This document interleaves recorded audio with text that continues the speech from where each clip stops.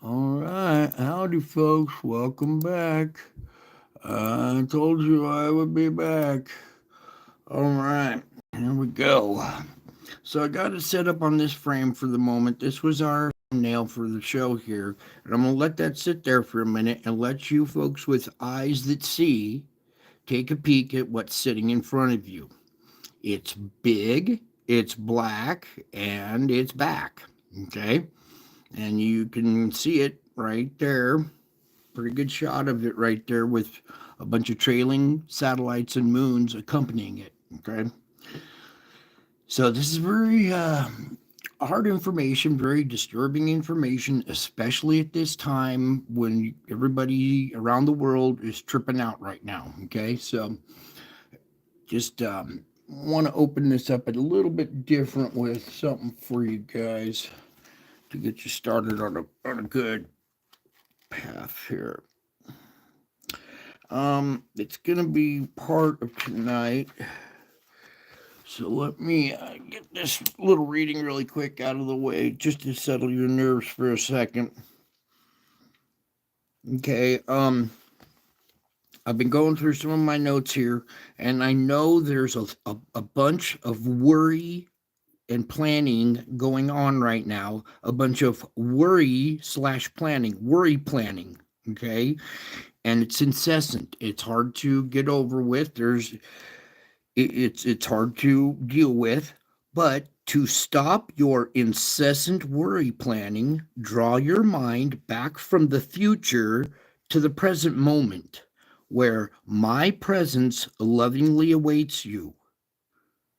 Okay? Draw your mind from the future back to the present moment, where my presence is lovingly awaiting you. Okay? You are in my presence right now. Take your mind off all that other stuff. Okay, this is part of the story, part of the process. Okay, and it does cause worrying.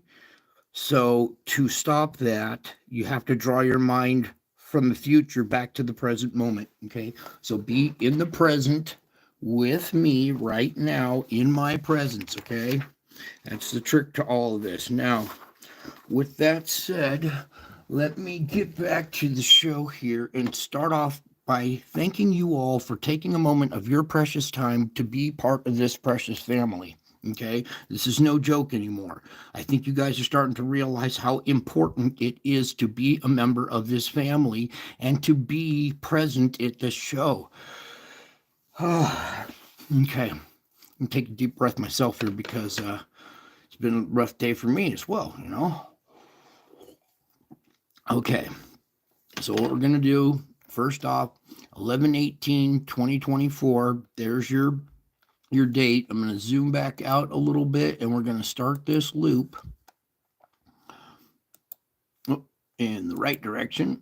Okay. And there were a couple of events. See the Spire region over here that we were talking about last time? Boom, there's your event out of that Spire region right there. And then this second one on this side. So we're going to go through this frame by frame, each one, and try to capture this the best we can for you. Okay. All right. All right. So let me scroll down here a little bit and capture this opening frame here if we can. Bingo. Anything before that? Nope. All right. So opening frame kind of blitzed out right here. 024 of 11/18/2024. As we proceed, you can see little moons and little satellites, kind of, the outer orbit of these bigger objects, these smaller satellites that are out around the outer fringes, interacting with the sun first. Okay, you see your Spire region over here. You see something going on right here. Meanwhile, this little Spire region has activity. The little moon shoots out of there, satellite up here as well. They're all over the place.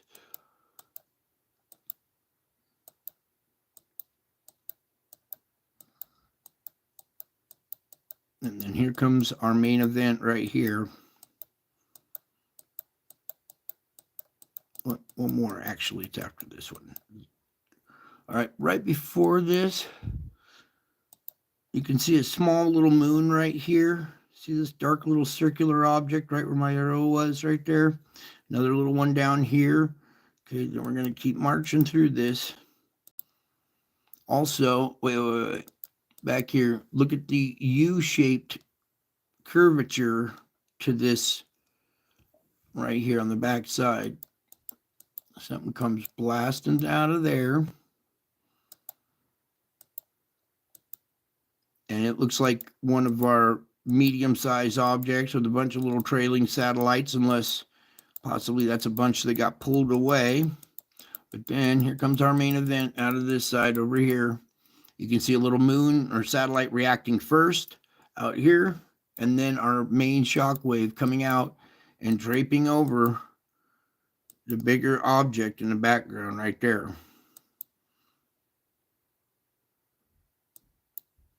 There's a good shot of it too. So let's put it right there. Okay, now what we're going to do here is zoom in again. I'm going to point this out for those of you who can't see it. Okay, now you got to remember these objects are big, they're black, they don't reflect light, and it's right here going around. You see this little faint ring right here down at the bottom? You see this little line down here continuing on? That's the part of the face of it right there. Okay, so it's a big object. We're almost too zoomed in. You have to be back further to see these. Okay, but there you go. There's your object, your bigger object right there. All right, and you can see all the little satellites, little moons and stuff that are trailing along with it.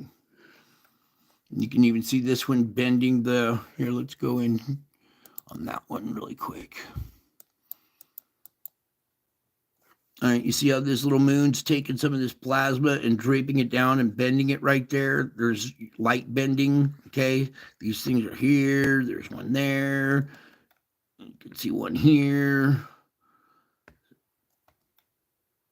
Maybe down there. Right there, maybe. Okay, so there's all kinds of smaller little satellite objects that trail along or that are really close by this bigger black object. Right, and they tend to have this. Lately, it's been this 1, 2, 3, and then a break, and then a 1, 2, 3, and then a break. So here's one of them right there. I believe the other one was possibly this first one, because you can still see the spire reaching out to it. So that one was probably a bigger one on that side. But what we're going to do now is just finish marching through this. As you can see, you know how plasma splays out and goes around the edges, curves, and goes over. See how it's bending light right there? Plasma is light.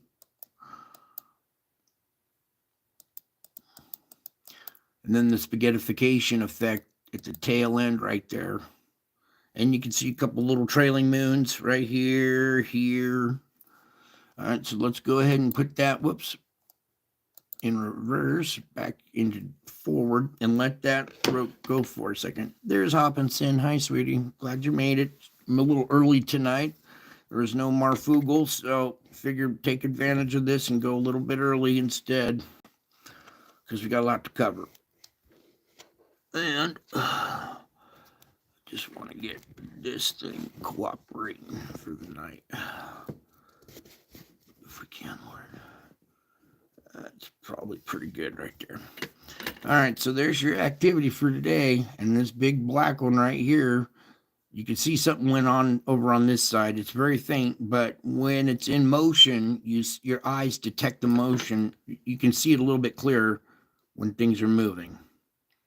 Okay, even note this little moon that comes out and drags and comes up a little bit after this one on this side. Look at this little trailing moon right there. Watch how that thing, here, let's zoom in on that.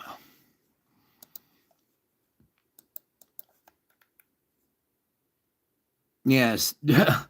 Okay, I want somebody in NASA to try to explain away that little moon effect. You see how it comes out, a bunch of wake coming off of it. It stalls for a minute there on its exit. All right, there's all kinds of these events have been happening around the sun that are, well, unexplainable to the scientific community, but if you're over here at this channel, you understand what's going on here. And for this activity to have been going on continuously for this long and no one else noticing or, figuring it out, it's a little kind of weird to me. All right, but anyways, I guess I'm the weirdo. There's your big object right there, captured again. There's one on the right there with the little system, and then that one right there. Back that up. Boom, boom. Maybe. Like that one or without the blue lines. I think the lines kind of define this little area, help give this little shadow down here, finishing off this circle right here, coming through that zone, going all the way around. Okay, and you can see your plasma reaching out, splashing over it, draping over it, our typical activity. So there it is. All right. But don't worry. Okay. So let's come on over here. Here's your solar flux indice. We're at 157. We're down 8 points, which is good. We're going down. Sunspot number count is in the green. It's at 109. We're down 9 sunspots, probably because of some of those satellites that have their own little magnetic fields. The whole globule. When you got that whole mass with a bunch of little satellites and it goes by, a bunch of sunspots start, decreasing. So we lost 9 of them. There are areas in the green. Let's take a peek up close here. Let's go one more. There we go. Now you see all the speckled sunspot. See how speckled it is? Its polarity is all over the place. That's kind of what you would expect to see from a multi-magnetic field globule type mass, with a bunch of satellites and moons. Okay, and it came out of this region right here. So I have a feeling this one might start to decline now. Excuse me, because that event tapered off. Meanwhile, there was a 3897 over here that was still kicking up and acting up, and we had the bigger event come off of this one over here. Okay, so I have a feeling this one will calm down as well. I think it was this one, yeah. I'm going to watch that one too. All right, but for meantime, let's get back to our GOES X-ray flux and see how fluxed we are. Okay, so here is your activity today that we just looked at. Look at this activity from yesterday that I didn't get to report on. And then there's little stuff here going on already into tomorrow. So let's go back here, take a little peek at what all this is going on since we didn't see that one yesterday. Let's go back to 17. Oh, we got to see this thing move by. So we did see most of this one.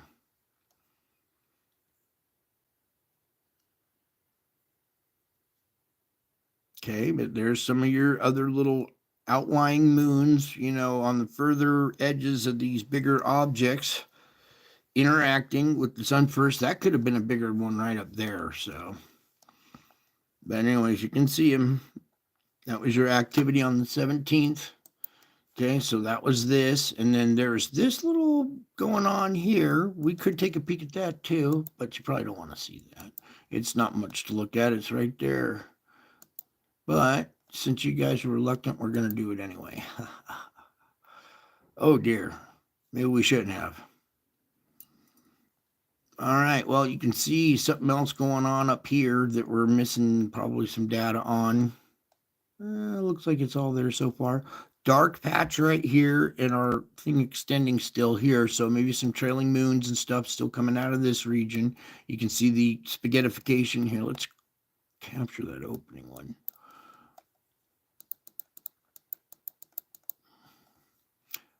Right here, you can see this crisscross. Well, the wake is crossing after this little object right here. So there's the tail of that one, spaghettification. You see the plasma building up on the back side of it right here as it exits the screen. So So there goes another little trailing moon, spits and sputters. Let me pull this up just a tad bit more.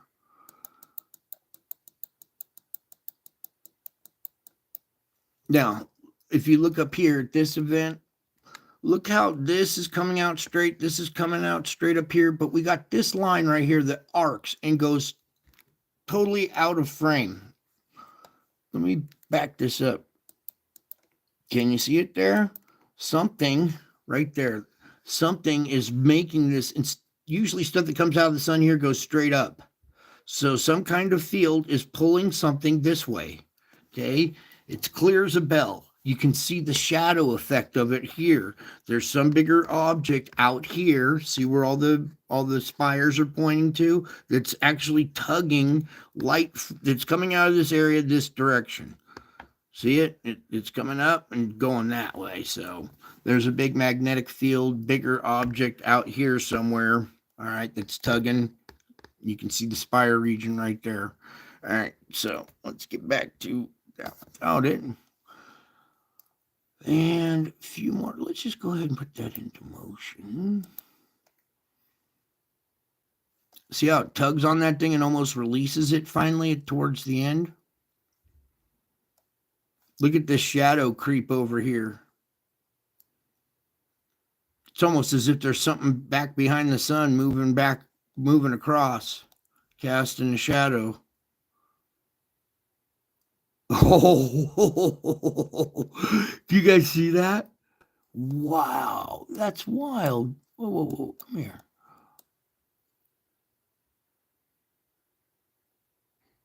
Oh, dude, there's something back there moving across right there.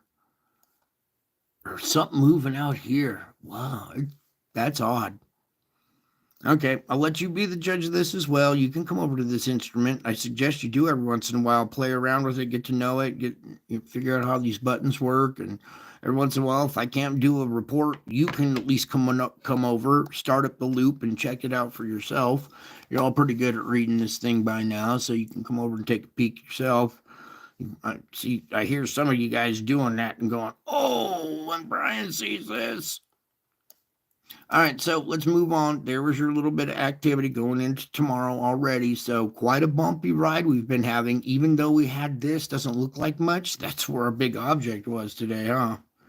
So it can be deceiving because this is in between us. This instrument's between us and the sun, and a lot of the activity is off to the side. So we'll get some wavy lines out of there eventually, but good enough. All right, let's get out of this, pull back. Okay, so your explorer potential is at 10% right now. That's okay. 50% on the M flares. Geomagnetic forecast, all clear for the next 3 days. I'm a little concerned about maybe tomorrow, the 20th here, because we did see activity on the 17th coming our direction. Even though the CME doesn't come our direction, the object passing by, retaining some of that geomagnetic energy, does interact with our magnetic field, causing enhanced nucleation or bombogenesis of our storms. And we have already seen bombogenesis of this new storm, and that's without any KP influence.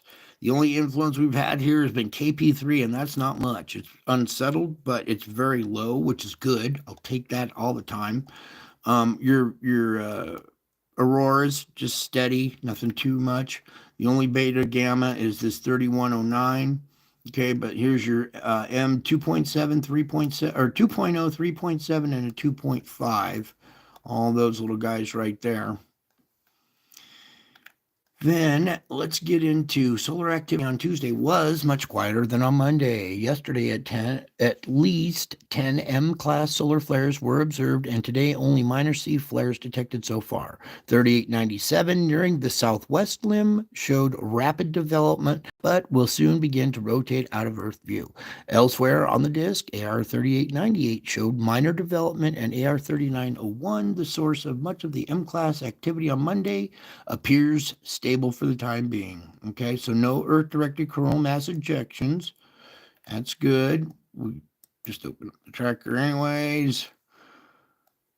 Nothing there. Not much showing there. So, is this going to even load up?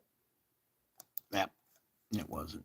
All right, let's come on over here really quick here. Wanted stories from farmers.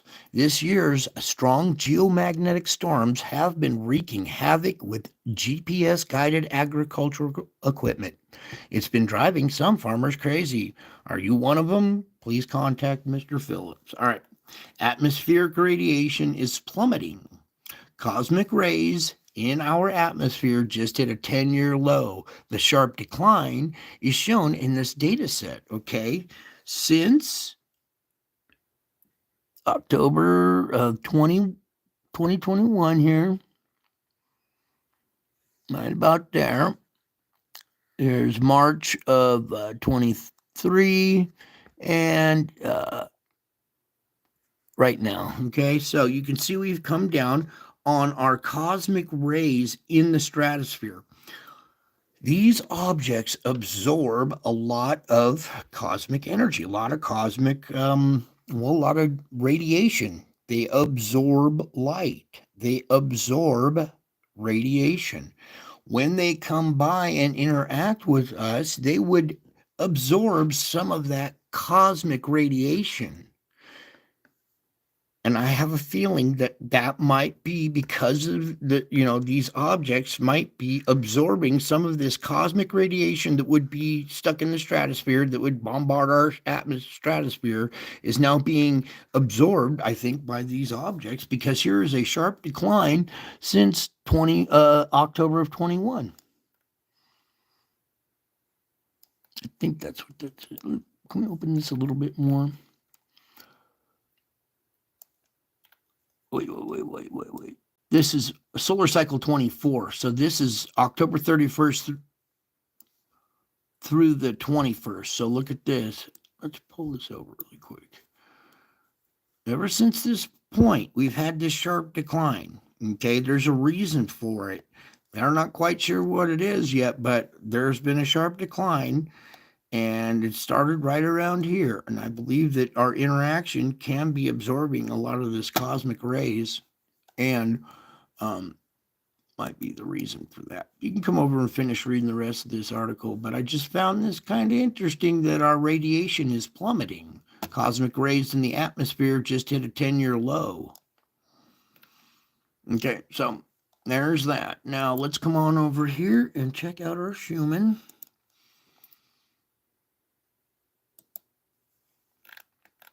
Okay, we had this little bit of grinding yesterday. We had good continuity. Remember this little break that we were talking about right there? That wasn't good. But then you get smooth and then grinding again. Look at this barrier right here. See this white line? This one going across. I believe these might be like layers in the strata that we're actually seeing going across here that are, well, causing increased, different frequencies here. Anyways, we came out of it. We're still kind of grinding, hit and miss. We come out. There's some good continuity for a little while. Back to a little bit here. It's a little stronger. So all in all, we're doing pretty good ever since right about there. A little bit of weakness in this time frame, but it was still there, and it's not super intense like that. Okay, so the pressure down below at the core level and the shell has kind of relieved for a while. There is a little slight grinding. You see these lines going across these low frequencies up here? It's almost like, say you have a bad set of brakes on your car, and every time you slam on the brakes, they grind. Okay, but when you release the brakes, there's still this little hint of still grinding a little bit. It's not full pressure applied brakes, but there is a slight little bit going, and it's causing these lower frequencies right here to kind of maintain their structure right there. But all in all, that's a good Schumann report for tonight. The pressure's been relieved at some sites somewhere after this grinding event where pressure was high, something relieved, and then we went back to good continuity. All right, let me get this on to the next one. And please, Lord, can we have this? There we go. And while we're at this altitude, you can see our intertropical convergence zone still way up here. It's not down here at the equator where it should be. So we still have air from the south coming up into the northern hemisphere. It's not as high as it used to be up at this 15-degree higher latitude, but it's still kind of in this zone, still happening there. Over on this side, you can see a little bit of it coming up through here. Meanwhile, we got storms brewing out here and stuff, but there's still that little bit coming up from the southern. Not so much over here anymore. There's a good cyclone there. Let's go on up to storm level, shall we? Let's come around to this one right here. We have a serious situation here, folks. That is a category 4. Let's just call it a hurricane. Okay, it's not a hurricane, but it has the wind. It could have storm surge because it's going to be pushing water on shore. Okay, this is going to be much like a category 4 hurricane, but cold hitting the northwest, almost like a nor'wester. You know how the northeast has nor'easters? Well, here's your first like nor'wester or hurricane, for lack of a better term, a hurricane/storm with category 4 pressure in the middle of it. Okay, so this is no joke. This storm is going to do a lot of devastation to this area. You know, we were talking about this the other day. Everybody all over the internet's been talking about this, and this has been freaking people out as well too, but you got to be prepared. So everybody will get into this here in a little bit. All right. So pulling back, we got that big old hurricane going on. We got this big vortex going on up here, but it's rotating the other direction. We also have a little vortex going on out here. Meanwhile, over here, you can see that this one starting to form another one here off the coast of Japan here. Down here, we got another one. All right, so let's pull back from those. Also, I want to touch base with our polar vortex. Now, as we look down from the top of the planet, North Pole looking down, you can see our polar vortex is getting well defined. It's still split in two. It's still bipolar. We have a bipolar vortex, but eventually this side will weaken and this one will gain dominance, and this will be our main polar vortex.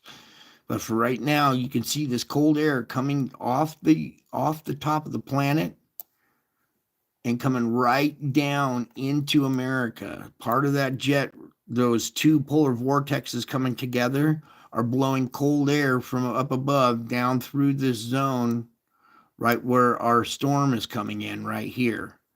All right, so that's going to be a very dangerous mix here. Let's go down to, well, there's a little bit lower. Let's go to your upper jet stream, which is all over the place right now because of your fight between the thermal pockets off the ocean controlling the weather and your lower and upper jet stream controlling the weather. So there's this battle in between the lower and upper jets to take over control. And you can see here our upper jet is really swirling here, giving this storm has really gained so much strength that it's affecting the upper jet.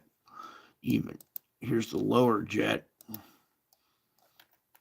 Now look at all of this cold air blending with this moist air being thrown at this region. Okay, it's going to be, oh boy, how do I say this? Almost like a Hurricane Helene event where there were mudslides that washed away towns that were in valleys and on mountainsides and stuff like this. Okay, this is going to have the same effect. This is going to be Hurricane Helene for the Northwest.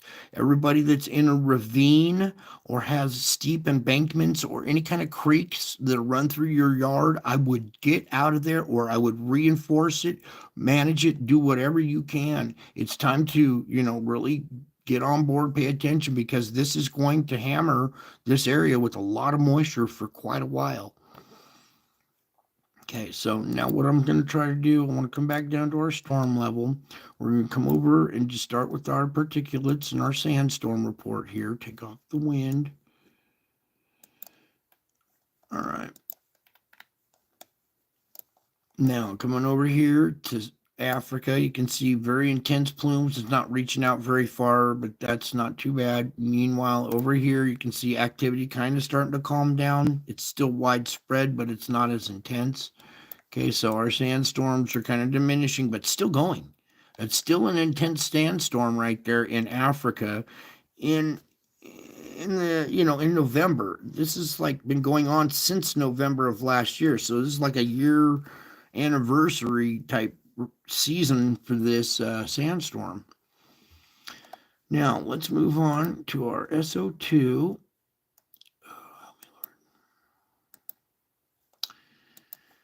Come on over to our country divider. Now, as you can see, boom, this storm coming in is really blowing a lot of this stuff easterly. You can see all these plumes on the west have big, long streaks. So it's kind of taking that line away. But you can see this side still all bleeding out. It's all individual sites, all perforations in the crust. This is like vaporized magma. It comes out of the ground super hot and can start fires in some of the locations. So we're going to check out some of the fire activity. It's mainly up here, up in that region. So nothing too bad.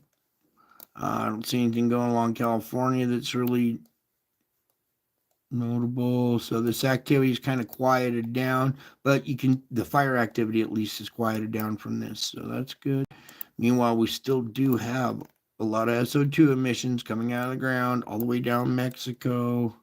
There's Cuba, the whole Caribbean, South America, going all the way down the west coast. We'll stop off at our fulcrum point. You can see this top one's pretty defined. Okay, so that one's always defined. But we got three out of five. This one's kind of weak, and the fourth one right there. So a little less pressure. You can see that we've had a little dip in pressure. The plume that's coming off of here, this intense, region right here, the plume's not very big. So we've had a little drop in pressure since currently. Okay, here's the hub of the Pacific Rim. Much like the bicycle rim, the Pacific Rim has all the plate boundaries, the weak spots, and in the middle is, well, your hub, and there's pressure coming out of the middle too. So there we go. Come on over here. Whoops. This is getting weird with numb hands and numb fingers. All right, back up for their time frame. There we go. And you can see that they still got intensity up in this region, but overall it's kind of diminished a little bit. We still have a lot coming out of Taiwan here. Our fulcrum point quake area right here needs more activity. India, you can see still pretty dark there. They got a lot of little emission sites. Middle East is still got all these different sites. So as we get energy from the sun, then these things darken up and start to emit more. So here we are at Java, our main relief valve, where a lot of SO2 comes out of the ground. We have multiple volcanoes in this region that constantly relieving pressure, SO2, and quakes in this region. So this has been our relief valve for a while. You can see Sumatra has filled in, and some of the islands off the coast of Sumatra here are also emitting SO2. Now, back 7 years ago when all this started, there was 4 little dots that happened along the Sierra Crest. Little tiny dots like the ones on this island here that emitted 2 little plumes, right? And the whole world stopped and paid attention. Well, now there's millions of dots all over the place and everybody forgot about it. So here we go. This little island right here is right next to our deep quake region here at Fiji, and it relieves some of the pressure as it enters the plate boundary system. Okay, there's a crack in the planet's crust right there, and as pressure wants to come up through that path of least resistance, that crack, well, here's something that's already relieving. It's like a slow leak in a bicycle tube. Okay, so when you try to pump air into the valve stem, being like, pretend this to be the valve stem here at Fiji, where pressure goes in, well, instead of having a quake right here, it's already emitting some of the pressure. And that'll come in later in our quake report. Okay, so let's come on over to our sea surface temperature anomalies, which should be starting to calm down, I hope, a little bit. Yipe. I guess not. Okay, all these are perforations on the crust, but on the ocean floor. Okay, we've got multiple volcanoes going off above the ocean. Well, down below is the Earth's crust as well, and we have hot spots, little vents opening up, either emitting steam, SO2, magma, causing heat plumes. Okay, and we have our cold water now is starting to inundate because we're going into fall. All right, so we're having cold water inundation mixing with these hot spots. That is not good because cold and hot together cause rotation. Hot air rises, cold air rushes in to replace it.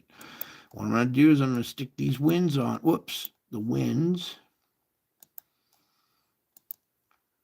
And maybe you can see why we have rotation and vortex rotation, category 4 storm rotation in this area. Hot air rising, cold air rushing in to replace it. It matches the heat signatures to a T.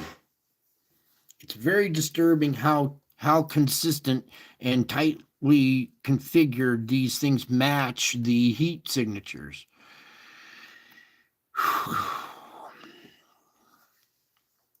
This is going to be a very long duration serious storm, and it's this if this setup continues throughout wintertime, it could be a long winter for the whole west.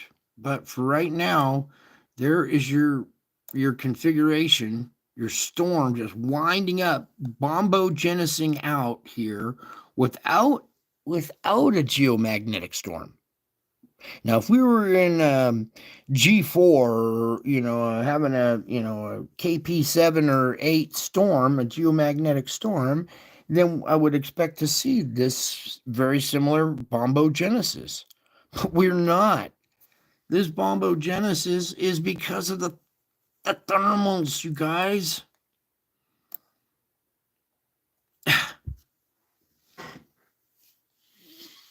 This is hard to bring this stuff to you. So don't worry, planning, obsessing, or whatever. Take measures, okay? Take precautions. It's going to be quite an event here. And I'm seriously concerned of seeing Hurricane Helene type effects in the rugged terrain, your mountainous little valleys and culverts and all that. The flash flooding is going to be intense in that area over quite a long region, quite a long time. We'll get to that in our weather report. Let's take a peek over here. You can see our correlating rotation going through this area as well. Let's go over here. Come over to this side.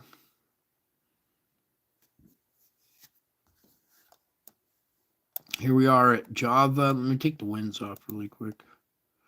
You can see our relief valve is trying to do its best that it can, but it's not enough. We're starting to see leakage or heat plumes coming out of the ocean floor around Java. So I expect to see a lot more SO2, a lot more volcanic explosions, and possibly earthquake activities along this plate boundary. This is actually where the plate boundary runs right here. I'm wondering if maybe the plate boundary unzipped a little bit and we're having magma leakage from that area. Because look at this next door here over at Australia. Now, mind you, they're heading into their springtime. Okay, not summer yet, but they're in their springtime, but their water shouldn't be that hot. And you can see out here, this is, well, it's continuing. Okay, I think we're done with that. Let's leave over here. Oh, really quick, just show you off the coast of Northern California right here. Bing comes out your Juan de Fuca. The whole plate boundary, that straight line coming out, is all cold water right there because this pressure in the region right here, it was starting to turn yellow. It's starting to diminish. Okay, you're seeing cold water trying to get in this area. But look, we have hot water inundation up here. Something opened up here now. See this hot water creeping up British Columbia coast? This is what's causing this new kind of activity out here, this opening up out here. Just one more time with the wind. You can see right where the center of rotation is too, is right there. It's just amazing how this is happening. All right, now let's come on over to our earthquake report. Everybody take a deep breath. Hold it, and then exhale. Let me get over earthquakes here. Okay, set up this map really quick. Forgive me, I didn't really have much. My computers can't handle much anymore. All right, so our deep quake area, not a lot of activity. We've had that reduction in pressure. We do still see a 4.4 down at 563 out in this range right here. Usually brings an activity to this part. So no surface quakes through that area yet from this. Meanwhile, going this way where this plate boundary starts, okay, you see this big red line is a crack and just starts to crack right there and then continue on. Here's our island with the slow leak, relieving pressure through this region. There's volcanic islands all along here, relieving pressure, keeping quake activity down to a minimum and magnitudes down in this region. Notice that? We come over to this region. There's deep quake activity sometimes in this region. But here we are just off of Java here with a 4.6 down at 105. When they're down at that depth, they're a volcanic feature. Okay, it's an earthquake on the side of a volcanic feature. This whole island is a volcanic bar. And we come over here to Java. Remember I showed you how Java was getting all dark with SO2? Brad, I'm glad you made it. Dark with SO2, and we were seeing hot water plumes coming out of this region right here at this plate boundary possibly. And a quake, a 4.6 down at 49, because this is all one big long volcanic bar. Like sandbar type volcanic bar is what I mean. Nothing around Sumatra. So let's come over here to this area. Here we have a 5.0, but it's down at 98. This isn't a surface quake. This is more activity down at a volcanic feature. Probably a little seamount or something right by this. Let's just see. You can see this little ridge coming down through here underwater. Here's another ridge where an island's popped up right through here. Okay, so this peninsula came down, goes down underwater, and at our little quake area there. I'll have to watch that little region. That's a new spot right there. Meanwhile, no focal point quakes around Taiwan or anything. We do have a quake out at this little spot again. Our volcano islands, and it's a 4.6 at the surface. It's scrubbing energy at the surface. This is our spot where we zoom on in and take a look at all the buildings underground, underwater there. See this building? See this island? This building is bigger than that island. And there's a quake right next to it.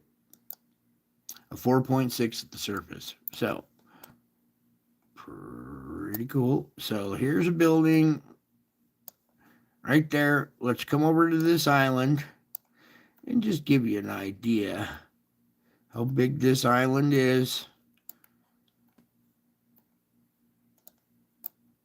I mean, it looks small from space, but if you were to walk around this little island,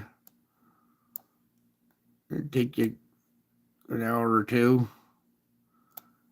And mind you, that building's bigger than that island. They're bigger than this island. Don't here. Take the biggest one right there, or like this one up there, right? It's roughly the size or bigger tad bit than this island that has a city and an airport and a runway for airplanes to take off of. Okay, that's a pretty good size island with buildings and beaches and neighborhood and so an island with an airport and a runway is smaller than the biggest building. Pretty cool, huh? All right, let's move on. We got more to report here. Something wrong with my camera there. All right, so let's move on. Now, up here to Japan is our 5.0, but it's down at 248 as well. It's on just off the plate boundary, right on it, down at 248. I don't see any kind of, well, this is a volcanic little bubble underneath here, but that almost looks like a plate boundary quake at 248. Something shifting real deep along that plate boundary. Way down deep there, something kind of moved around. We had a little shifting. 5.0 magnitude. I'd watch out in this area right here too for about the same size quake possibly. Oh, brand new one up here though. Maybe that's it. 4.9, there's a 5 at the surface. So that might be it right there. We haven't seen a quake in this region in a minute. There's a 4.7 at the surface going along this little plate boundary as well. Right here, 4.4 at the surface here. This again, this area. Oh, this is more up by the desert here. Still, really thick crust, really, crumpled mountains all pushed together. So usually your fulcrum point quakes in this region are a little deeper, and this isn't really up on the fulcrum. This is more off of this little desert thing. So there's your 4.4 in China. Little reduction in magnitudes, little reduction in activity all around the world because we haven't had much solar activity. There hasn't been a lot of pressure building up, very minimal on the Schumann. So there's your 4.0 down at 39 here. That's probably because Biden fell down or something. No, that was terrible. Okay, let's get into all magnitude. Now, as we come in, looking here, nothing at the fulcrum point in a long, long time because we have so many volcanoes going off in this region, relieving pressure. So no microquake activity along any of these islands either. Our first quake is right up here between islands in the 3.2 at 40. What made it on this side? 2.8 coming down. Nothing through the Juan de Fuca. This is...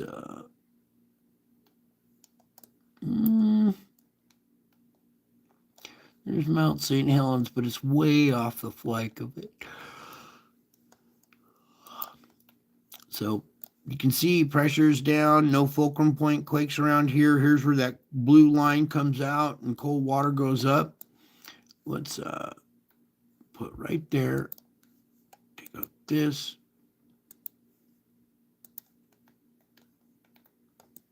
Okay.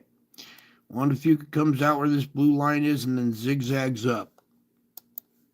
Comes out, zigzags up. In this area right here is where we're seeing leakage, some kind of hot water, some kind of hot water intrusion, whatever, is coming out in this region, right up through here. See all of this going up into there? That's hotter water than the water right next to it.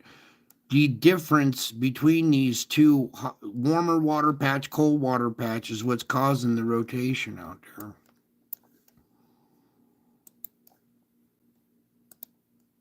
No. Right there. Meanwhile, earthquake activity very quiet through there. 2.0, 2.2 along the San Andreas. Nothing too much. Tight little flurry of quakes, small ones inside this little feature and along the plate boundary here. We have a little quake swarm going on right here on the edge of this feature. Bunch of twos, mid-range twos. Good healthy little flurry right here is relieving a lot of pressure in this region. Even though it doesn't look, they're not a bunch of big quakes, there's a bunch of smaller ones that run right down. Can you see the fault line right there? So they're hitting right on the plate boundary. And we pull back, it's on this almond type structure, this teardrop type structure that goes in, runs down the plate boundary, all the way down here, it comes back out. So that whole bubble right there along the fringe of it, and here's a bunch of pressure, that little flurry spot. That's good. I like that. Especially at 2 magnitude range, nobody's even feeling them. Okay, we come over here. Whoops, can we, Lord? Man-made perforations in the crust, having 3 magnitude at the surface. There in Texas. Up here, we've had a 1.9 in Oklahoma. Fulcrum point quake in the New Madrid, 1.8 at the surface there, and nothing along the craton there.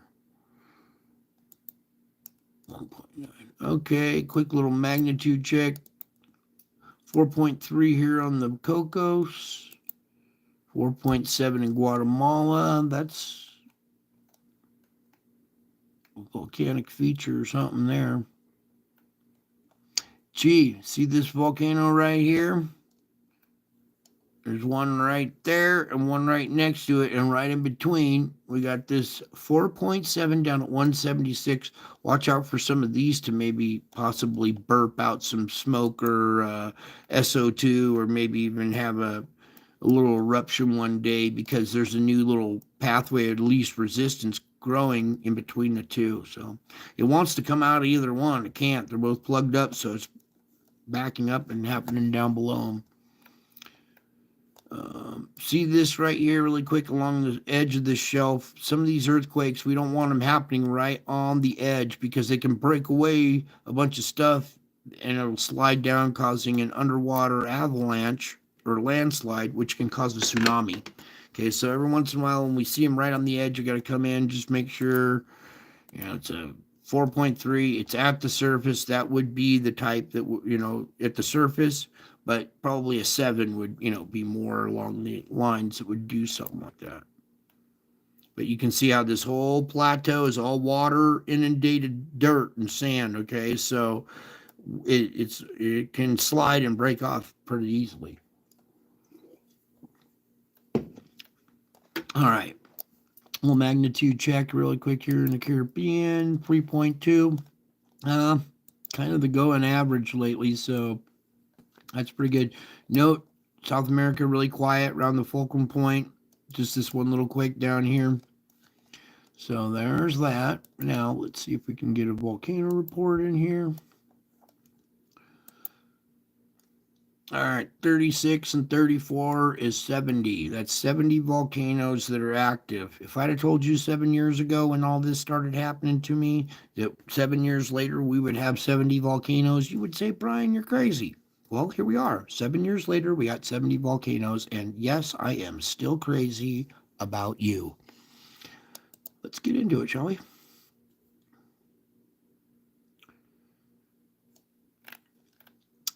Popocatépetl, Manam here in yellow. Ibu in red, of course, because it's always going off. Luatobi in red, because it's always going off too. All right, so here at Manam, activity continues to 8,000 feet. Ibu, 8,000 feet. IBU at 8,000. Luatobi, 14,000 feet. Ducono, 8,000. Here's Popocatépetl at 21. That's kind of low for Popocatépetl. I mean, it's usually a little bit higher, even though it's at 20,000 feet. So a little bit lower all in all for a lot of these. Reventador, 15,000. That's just in the last few minutes, though. All those blasts were just in the last few minutes because here's today, the 19th. So let's get into what was today is now yesterday because, well, time flies at this channel. Here we go up in the Kamchatka with all these active volcanoes. Here along the plate boundary, active volcanoes. All through Java, Sumatra area, active volcanoes. Going up through this side of the plate boundary, active volcanoes. Here we are, Volcano Island in Japan and stuff, active volcanoes. Whoops. Meanwhile, Stromboli and Etna here. Stravinsky, anything in Iceland, every time something burps out of the sun, we can get another something out of that. All of these. This is just this whole map. Even down here in Antarctica, we're having currently active volcano. Suwanosejima is one of them. Ibu, Ducono. All right, Suwanosejima was 6,000 feet today. Ibu 8,000. Luotobi 14. Semeru on Java, okay, 14,000 foot blast. A lot of pressure coming out of that region. It's our relief valve, and every day 14, sometimes 15 when we get a good kick of pressure. So Semeru always going off every day at 14,000 foot blast. Imagine living next to that. That would be nuts. Ducono, 8,000 feet. Popocatépetl, sporadic ash emissions. Reventador at 13. The last one was 15, so a little uptick in Reventador. Sabancaya, no VA. Cool little camera. Need to get one. Okay, that's your activity for today. You know what? We didn't do a volcano report for yesterday. Just really quick. Bear with me here. Where's this? Okay. Bunch of pictures. Never mind. Kinleon, 9,000. Ibu, 8,000. I'm looking for Semeru. Luotobi, here's Semeru. Again, with a 14,000 foot blast the day before.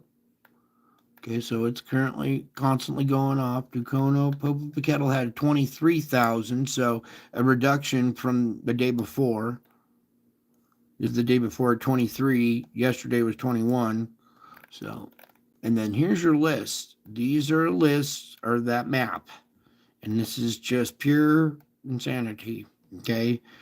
I think if you showed this on the evening news, everybody would be a little shocked. I don't think they would believe that we have this many active and currently erupting volcanoes.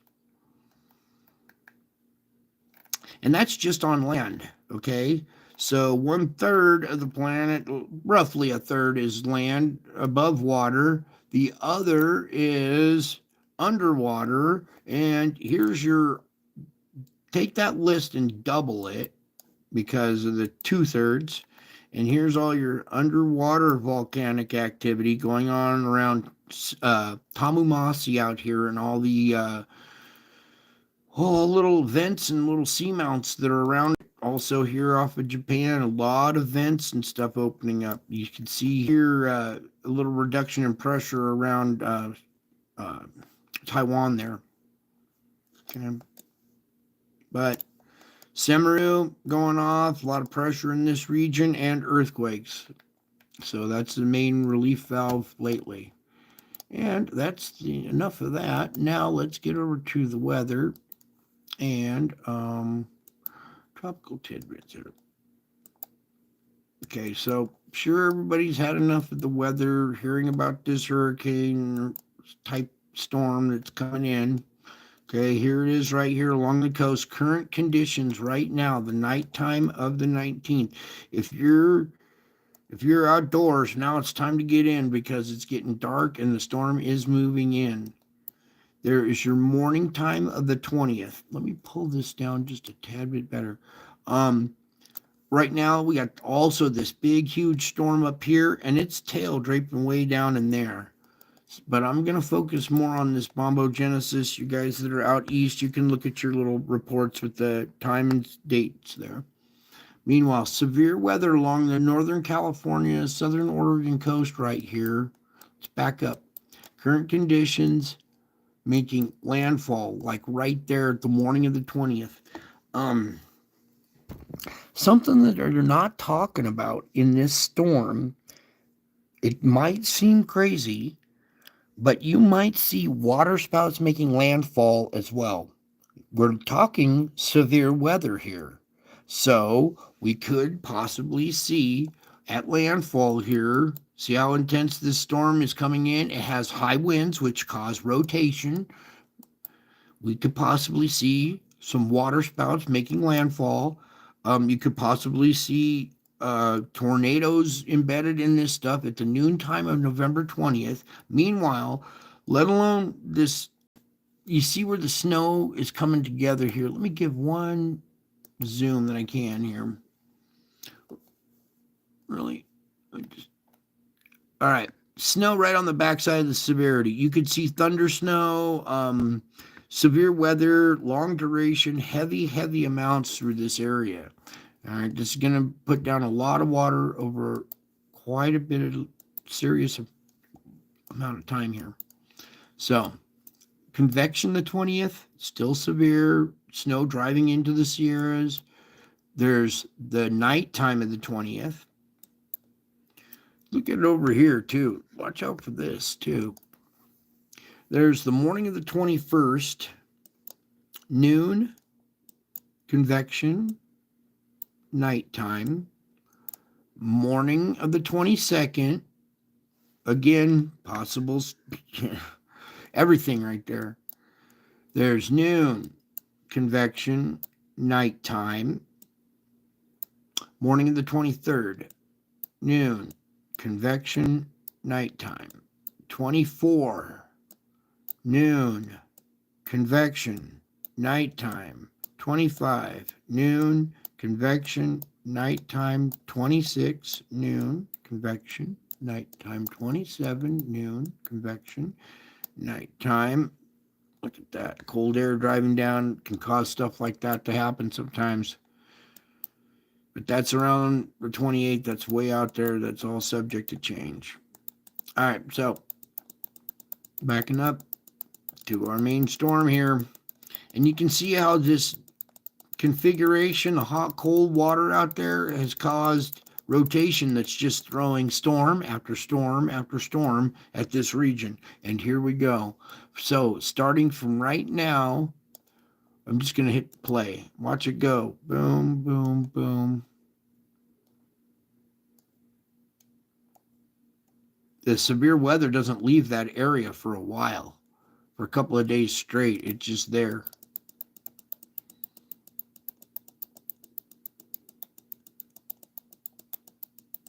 Yeah.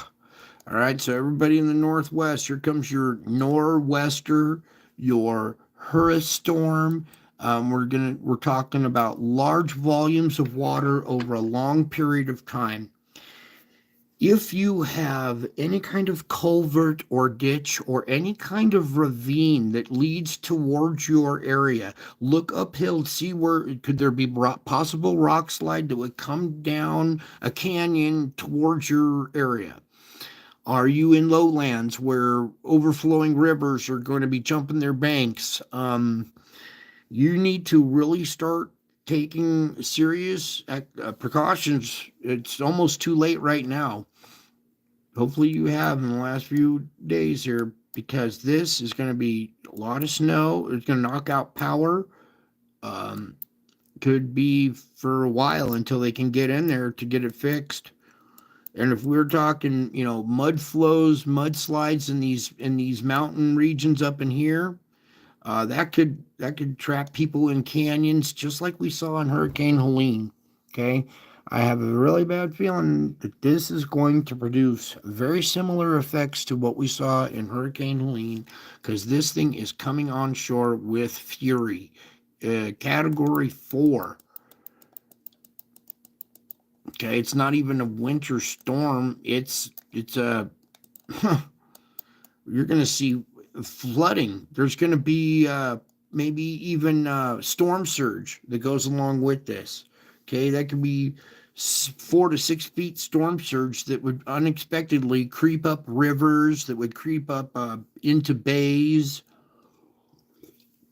A lot of your mooring stations and bays and inlets along this coast, you could see a surge of water that would push all the boats up onto the docks and stuff. This is a hurricane making landfall in the northwest, a category 4. Okay, it's a storm, it's rotating, it has high winds, high velocity, large. Look, I told you about particulates and how much water content there is in the air. The water production out of this is going to be tremendous.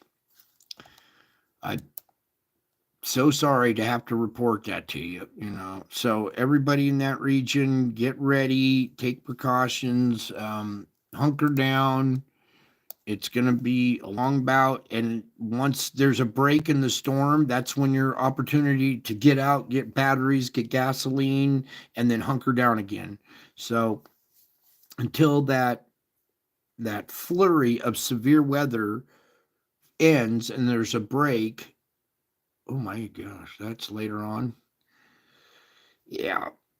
Northern California, Southern Oregon region right now is going to be the target zone, and it's reaching even down into California. They're going to get water and lots of snow in the Sierras. Look at the Rockies getting remnants of the snow as well.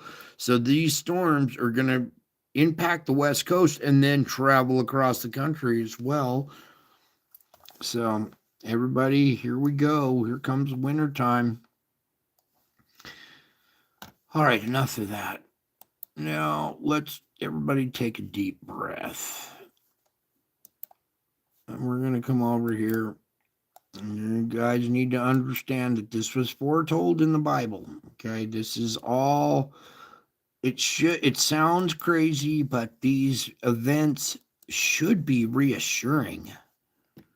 I know it sounds crazy, but when you see these things begin to happen or come to pass, look up, you'll see me coming in the clouds.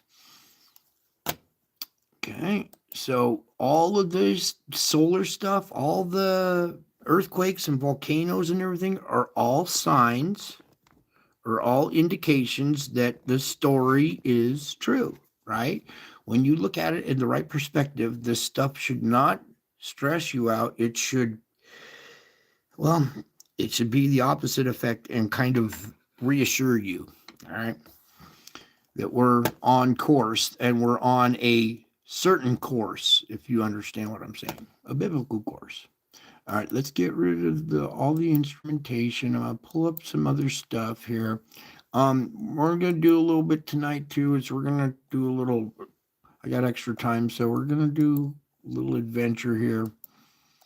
Go back in history a little bit, because I always refer to all this stuff started happening to me 7 years ago. So what we're going to do here, type it in. We're going to explain that just a tad bit here. Well, you guys stay in the present moment in my presence, okay? Remember that. Right now, you are in the present moment in my presence. Okay, we're going to play this quick little video here. All right, note the date down here. This says September 6th of 2017. This is just prior to September 10th, which will be in the middle of this video once we get to it. So I'll go right about there.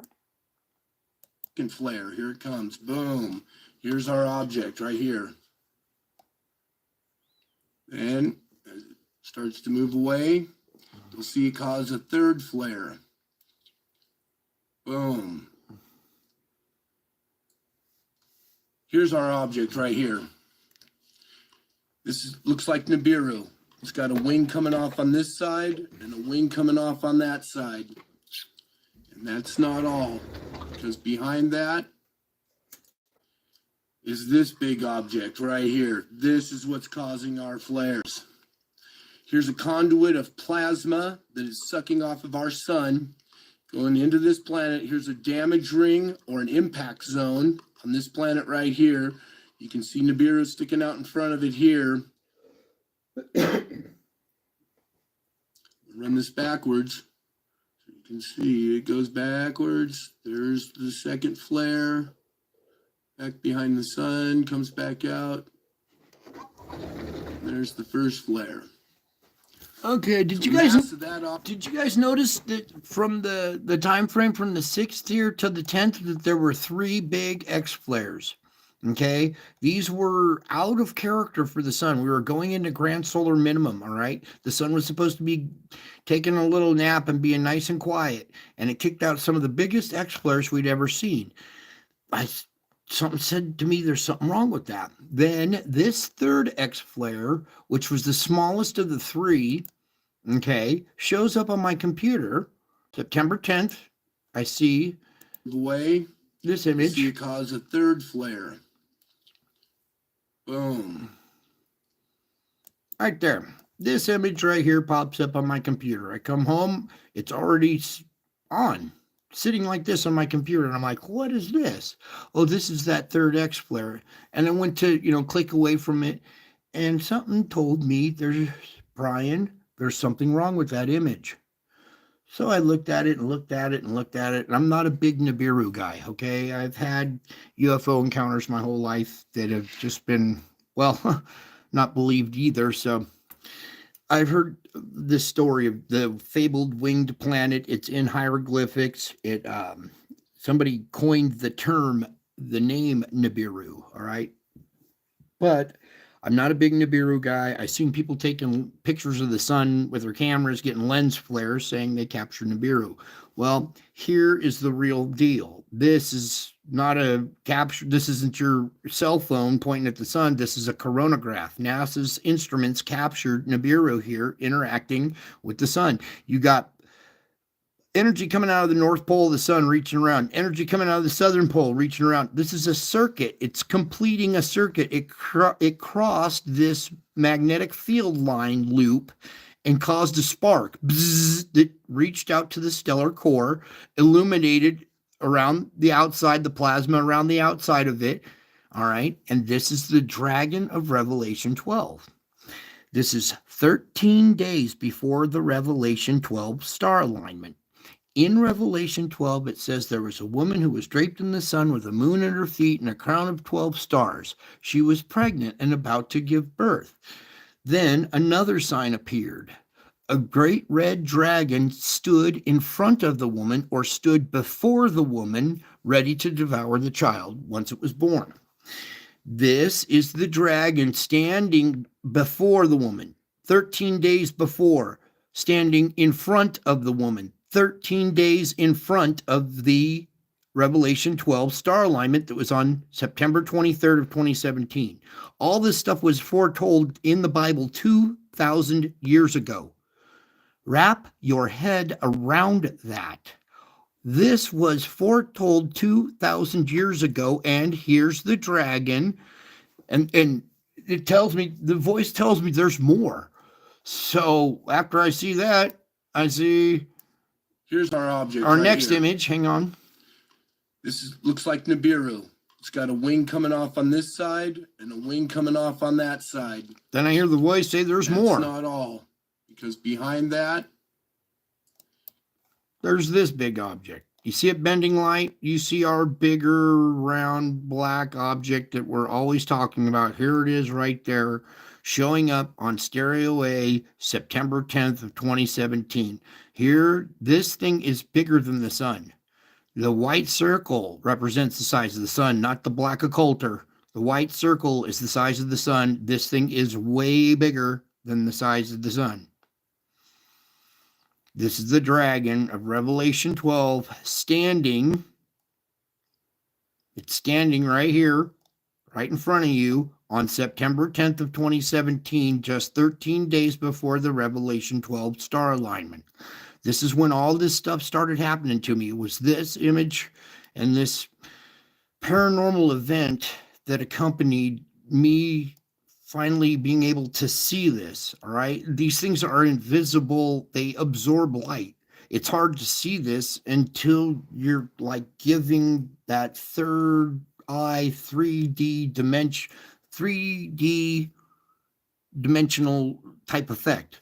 You got to remember, space is three-dimensional. This isn't just a disc. This is a sphere. This one's a sphere also that's rotating around a much bigger sphere, just like planets rotate around a bigger sun, right? Okay, you're looking at a possible binary star or old burned out stellar core so big that it's more than 5 times the mass of the sun. When you have a stellar core, it's solid iron, solid lead, solid whatever. It's so solid and so thick and so dense. Probably a teaspoon of this weighs more than our planet. That's how dense it is. So dense that light bends over it, okay, and drapes around it. It absorbs light. It doesn't reflect it. Okay. Light comes from the sun, bounces off the ground, and goes in your eye. That's how you see the ground. If the ground did not reflect the light back into your eye, you wouldn't be able to see the ground. That's what it would be like standing on this thing. You wouldn't be able to see the ground. All right. That's the dragon of Revelation 12 standing in front of the woman 13 days before, ready to devour the child. This thing matches the definition of a black hole. A black hole is not a hole in the fabric of time-space like Walt Disney have you believe. No, it's a solid core. It's a core that is so dense, its magnetic field is so strong, it's holding our star, or we're probably rotating around it. That's why it's so hard to predict the trajectories, because everybody thinks that it's maybe rotating around us. But what if we're rotating around it? It's bigger. Wouldn't that make more sense? Anyways, I was shown this object, and my whole life changed after this event. Okay, took me a while to report on this too. I was told to warn the world, warn everybody about what I just showed you, and I'm like, how am I going to tell people about this big old thing? They can't see it. Well, maybe some of you can. But here's the dragon of Revelation 12 standing before the woman, September 10th, 2017. Okay? Good. You guys got that. Now, let's take you down memory lane a little more. Because right after the Revelation 12 star alignment on September 23rd, we had this event happen. Let me just adjust my camera tab. I want you to see the date. Can you make it out up here, barely on the screen? This is October 4th, 10/4/2017. This is 11 days after the Revelation 12 alignment. October 23rd, 2017 was the Revelation 12 star alignment that actually took place. That should have rocked the world. But everybody kind of poo-pooed it and moved on. Well, 11 days later, this shows up on my security cameras, and I'm going to go ahead and play this video for you. In the garage with our same display right here. And this was actually captured the day before the other picture, but I hadn't found it for years later until I was digging around through my, my old pictures and stuff, and went even further back to see if I'd missed anything. And I captured this one, and we're going to zoom into this streak right up here, this one right here. Just bear with me for a second here. Now, hopefully, you can see that we have a lady's profile here. Here's her eye, here's her forehead, her snub little nose, here's the bottom jaw, she's smiling, she's looking down, and she's holding a baby, and here's the baby's head right here. Here's the face, the back of the head, here's her arm cupped around like this, and she's holding the baby. Now, I'm going to run this through the filter real quick, and it's going to enhance it, but a little bit too much. But see, now you can really make out her profile a lot better and see her face, and her headdress is coming over and going down back behind her. And you can still make out the baby's head right here. And maybe if I pull back a little bit, there we go. And this was captured on October 4th. So this was about 11 days after the Revelation 12 sign. All this stuff started happening to me just prior to the Revelation 12 sign and then right after it. So it said the woman was about to give birth. Well, it looks like maybe she gave birth, and here's the little baby being caught up to God.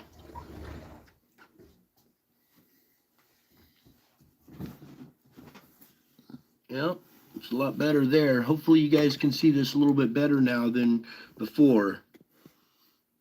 We'll undo the filter real quick just so you can get the original. Now you can see the baby's head just a little bit better. You can make out his little ear.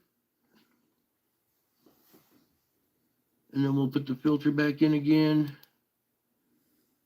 And she gave birth to a male child who will rule the world with an iron rod. Right there. Born in my garage, October 4th of 2017. Then I didn't know about this for 2 years until I went back into my, like I said, went digging deeper 2 years later and found this one. The original picture that I had seen, that I started all this stuff, kind of started off with, is this one. So we're going to get into this one. Howdy, folks. Welcome back. So I've been going through some of the old photos and running them through the filter, and this was one of the first ones that I had ever captured. And what's going on here is I'm here on my knees. I'm crying and screaming and praying, all three at once. I thought I was in some extreme anguish. A paranormal traumatic event happened to me, something so unbelievable you guys wouldn't believe it. So if I told you, so I'm going to show you instead. So in this image here, I'm sitting here praying, and Mary's head appears right next to my head, and we're going to zoom in on this. You can't go in too tight on it, but she's looking down at my head this way. Let's see, there's pretty good. And you can make out her eye and her nose coming down, her shawl coming over, and it's in shadow right here. This is a shadow of the inside of her shawl going over her head like this. Here's her eye, her nose, her other eye would be on the other side there. Okay. You can't go in too tight on it. And then also is this white ball with an eye in it, this white orb with an eye in it. Okay, and that's not all, because over here in this corner up here is an angel, the silhouette of an angel with his wings spread, with his back to us, standing in a shaft of light. Here's his head. There's a glow over the head. The wings are extended, and there's a feather coming off. The last feather coming off is crossing over these brown roof tiles in the background here.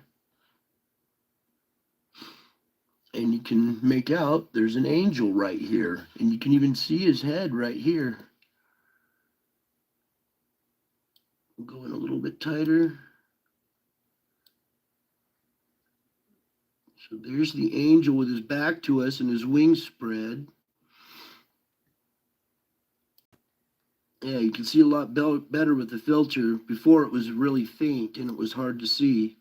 Same with this. This came out a little bit better here. Yeah, there's Mary looking down at my head because I was in anguish. I mean, what happened to me? Okay, this was October 5th, the very next day. So the baby was born on the 4th in the garage. And then this event happened the very next day on the 5th. October 5th of 2017. It's an anointing ceremony here. Okay. Then we start to have more angels showing up. So let me show you some of that. At first, but now everyone wants one. No. A customer returned his knife because he missed our Howdy, folks. Welcome back. So I'm real excited to show you this one. This is an angel that was captured on my security cameras, and now I've run it through the filter here. So if you turn your head to the right about 45 degrees, you can make out the head, the hair, the breasts, it's a female, the torso, the waist, the legs coming down here, a wing coming off here, a wing coming off over here. And we'll zoom in on this real quick because this one's nice and clear that you can. There's a face on it too. Okay, and this is an angel that was caught hovering in a shaft of light over this sleeping child down below here. So, zoom in on it again. Just excited that you can see it a lot clearer now because before it was kind of faint. And now with these filters, I'm able to make these images pop a little bit more for you guys. Also, you can see this little demonoid face up here. There's an eye there, an eye there. All right, so this little evil entity trying to give this kid nightmares, and this little angel, guardian angel, protecting him while he sleeps. It's beautiful, beautiful image. Real activity too. And a long time ago, when I was going through this process, a lot of psychiatric things came up, right? Because people think you're crazy. And I told him, no, I captured angels that you can see. And he goes, oh, you're seeing angels, huh? I said, no, I've captured angels on my security cameras, ones that you can actually see. Why don't you come take a look? Did you know that 100 doctors would not take a look? They would not even entertain the idea. It was just, you're crazy, Brian. So I went through a lot of, craziness and denial from other people who would not just take 5 minutes to look. That's why your time is precious. When you give me a moment of your time, I try to give it back, tenfold in quality. And that's a real angel. This is on a security camera that's admissible as evidence in a court of law. This is also part of your foundation, okay? This is the spiritual realm being captured on our new digital cameras with our new LED lights and stuff. Pick up the spiritual realm more than our eye can see. And as you can see, it's happening all around me, okay? That's a real angel right there. And if you tilt your head to the right, to your right-hand shoulder about 45 degrees, because it's laying at a 45-degree angle. See, many people tilted their head to the left because I guess most of society doesn't know their right from their left anymore. So I dare you to tilt your head to the left and look at this. You can't see it at all. It's pretty hard to see when you tilt your head to the left, huh? Oh, I don't see anything. Well, it's because you got your head tilted the wrong way. But if you tilt it to the right, 45 degrees, all of a sudden it comes into view now, doesn't it? See, when you listen to directions closely and follow directions correctly, you will get the desired response. But I can't get people to look, tilt, do anything for their own good. But you guys did, and you saw a beautiful little angel protecting this kid from this little demonoid, okay? Spiritual realm is real, by the way. I think you guys are well aware of that. Then, not only are we capturing angels and stuff, let's go back to this right.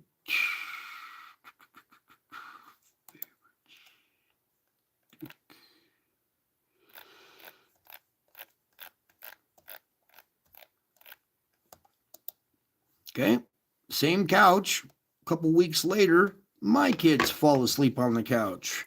And if you stare at this brown board back here, in your peripheral vision, you will make out wings coming up here, right here. This is the dark area in the cup of the wing right there. There's two angels on their knees bowing. It's more peripheral vision. So stare like in the middle here. Don't look straight at it. Stare right where I pointed, and you'll see there's another angel back here. You see his wing coming up right there, and the dark spot cupped in the middle right there. There's two angels on their knees, locked wing and wing, bowing. And the picture is warping and twisting. Look at the couch moving. Well, nothing in this picture, the couch isn't moving, the stand isn't moving. The picture is warping because of the angels bowing. They're actually warping the light and twisting the light and bending the light, so it's making the images warp and twist. Amazing stuff. All right. So there's some angel activity that's been going on. And that's not all because, whoops. Let's go back to this one. We won't play all of it, but we got to play just a second of this because there's other activity going on as well. Howdy folks, welcome back. So I've been going through some more of these pictures and running them through the filter and stuff. And not only were we finding angels and Mary and stuff, but there's also demons, and I've also found Satan in this stuff too. So as we're looking here at this picture, what I'm talking about is in this mosaic of blotchy white dots that you see this picture is comprised of. When you zoom in really tight in on a picture, you'll see that it's made up of these splotchy little patches and dots. These new digital cameras make these little blotches. Well, hiding in these blotches are faces. And if you haven't seen it yet, there's an eye right here and an eye right here. And when you make eye contact with these two eyes right here, you'll see the mouth fall into place down here. It's snarling. If you look, it's got some kind of streaks or horns or something or wrinkles coming out of its head up here. And this is some kind of demon or principality. You know, other people refer to them as principalities, but this is what I'm talking about, and hopefully you can see this here. This is a pupil right here of an eye. This is a pupil of a bigger eye. Here's the whites of the eye, the white of this eye. These two eyes. Once you look at those, you'll see it falls into place. Okay, this face right here. Okay, hopefully you guys saw this face. Note this little weight bench with the board going down here. We were making a little ramp for the kids or whatever. Note this thing. Because, see it back here in this image? One of these frames out of this section, just one picture, one frame out of this collection is this frame right here. So the angels were protecting those sleeping kids while there was another demonoid type thing in the background. Okay, so we're having paranormal activity at my house, okay? Yes or no?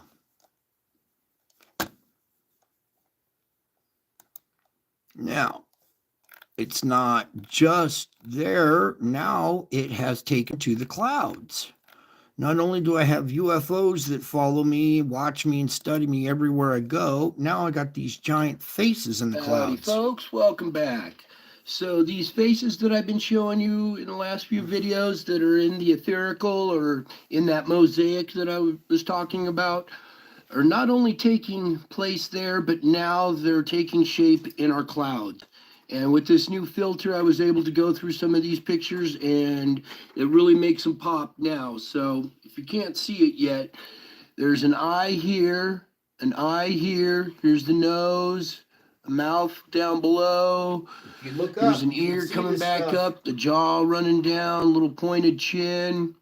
And this face seems to almost be bisected. One half is like a goblin, and this other half looks like almost like a Wolverine or a Ewok type character. So I'll let you look at that for a minute. And this was pretty faint in the original picture, but now with the filter, it really makes it pop. So hopefully you guys can see that now. And then I'm going to bring you some more.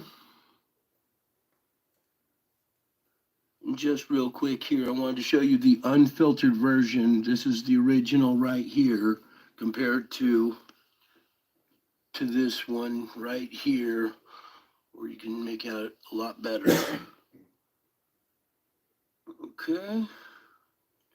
Okay, one more, and this one right here, you can make out we have an eye here and an eye right here. Here's the nose, and here's some lips, and it looks like he's blowing. You can make out his ear over here, horns and stuff coming up, his eyebrows.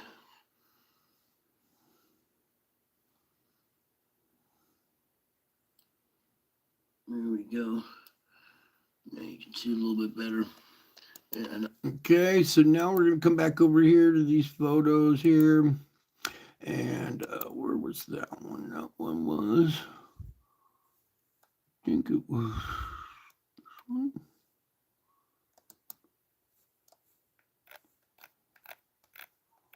Oh, no, that's the Grinch one where the Grinch turns into the dragon. No, that wasn't it. Oh, it's in this one, yeah. Okay, you can see that these are all pictures of clouds that I took, okay? I just ran them through the filters all. This one that we were just looking at started out as a wolf. You see his ears, see his eyes. Here, let's see. Can I zoom in on that?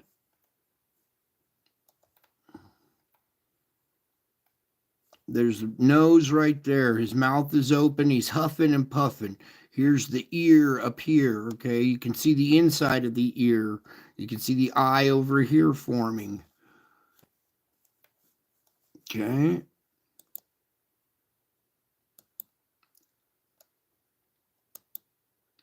Into that face right there. Okay, these are all real images of your clouds. If you looked up, instead of looking at your cell phone and looked up at your clouds, you possibly see some of this activity going on. Okay, so there was that one. Now we're done with this video. Let's come back. Not only are we having faces in the clouds that watch, follow, and study my every move, I could show you some of the UFO activity. There's plenty of UFO activity going on all over the planet. And I also have advanced races from the past now. All right. This is a artifact, a gold trinket made by humans of an encounter that they had with this race. All right. This is an advanced race that knew how to fly 1,000 years ago. Okay, so did airplanes exist 1,000 years ago? Well, these trinkets are examples of these flying machines. I had a revelation last night, and what I'm about to show you is going to knock your socks off. So, a couple of days ago, I was doing a video on, Here, it looked like it was this actual thumbnail for it, and I couldn't match up any pictures, wouldn't match up. And it wasn't until I started digging deeper into my pictures and I pulled up this one right here that I used as a thumbnail on my latest stream. That's when it occurred to me, this thing sitting next to this one, they're the same object. It's the same thing. Whoever made this craft right here is here now, and what I thought was a man standing on the plane before is actually one of the vertical stabilizers that comes out at an angle, kind of like an F-18's vertical stabilizers. They're not straight up and down vertically, they come out at an angle. Well, much like that, so do these ones right here. And what I thought was a man standing up is this vertical stabilizer right here. Okay. Okay, so now back to this one. When I was looking at this a long time ago, I was looking at this weird kind of grasshopper type looking head, almost like a snub-nosed dragon with a mouth right here, you know, a blunt, shortened nose, two eyes. Okay, enough of the describing. You guys can see the correlation. That thing right there in the clouds is this flying machine, the exact model. All right. I have advanced races from the past that watch, follow, and study me everywhere I go. Crazy, crazy stuff. UFOs. Every time I come out of the store, there's some kind of UFO in the clouds. Here, let's do Happy Easter.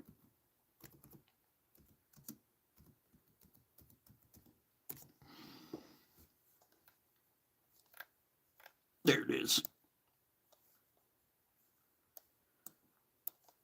This, Okay, UFO activity follows me everywhere I go. All right, even when I go to the store, I go into the store, I come out. My kids are like, Dad, there was a UFO dropped right out of the sky while you were in the store. I took some pictures of it for you. So these are pictures that my son took of this UFO coming down out of the clouds. You can clearly see it's doing this little, making a ring in the cloud here effect. And there was also something else captured in here too. So we're just going to continue on. and I'm going to start pointing stuff out here as that I have from my spirit videos, and it's what I call like the etherical realm. And I want you to look right here at this dot and this dot. This is a set of eyes. I'm going to pull it over a little bit. We're going to zoom in. Can you see the dragon face? There's eyes right there. Here's the nostrils. Here's the mouth opened up down here and horns coming off. Here's the mouth, the eyes, the face, the horns of a dragon. I'll pull back a little bit. I'll zoom in. Can you see the dragon?